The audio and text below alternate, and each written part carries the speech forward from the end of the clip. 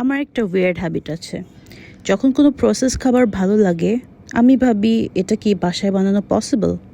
Chicken সালামিও এর মধ্যেই একটা। আর প্রসেসটা খুবই ইজি।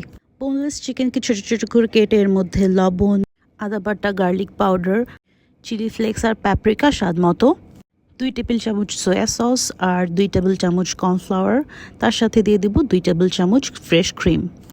এগুলোকে এখন গ্রাইন্ডারে ভালো করে পেস্ট করে ফেলতে হবে। তারপর ঠিক এমন শেপের একটা গ্লাসে আমি এটাকে ভালো করে ফিল করে নিব। এমনভাবে ফিল করে নিতে হবে যাতে ভিতরে লাম্প না থাকে, কোনো ফাঁকা জায়গা না থাকে, তাহলে ভালো শেপ আসবে না। এবার ফয়েল পেপার দিয়ে এটাকে একদম সিল করে দিব। এর মধ্যে একটা ডিপ পাতিলে পানি ফুটিয়ে এর মধ্যে এটাকে ওয়াটার বাথ দিতে হবে ঠিক 30 মিনিটের মতো। 30 মিনিট পর আমাদের এটা রেডি, বাট এটাকে আমরা রাখবো ফ্রিজে প্রায় 2 ঘন্টার মতো, যাতে এটা ঠিকমতো সেট হয়ে যায়। এই ফ্রিজে রাখার ব্যাপারটা কিন্তু মিস করলে চলবে না, কারণ আমাদের তাহলে ভেঙে যেতে পারে। এখন আমরা কেটে দেখছি, শেপটা বেশ ভালোই আসছে, আর এর ফ্লেভারটাও ঠিক দোকানের মতোই আসছে।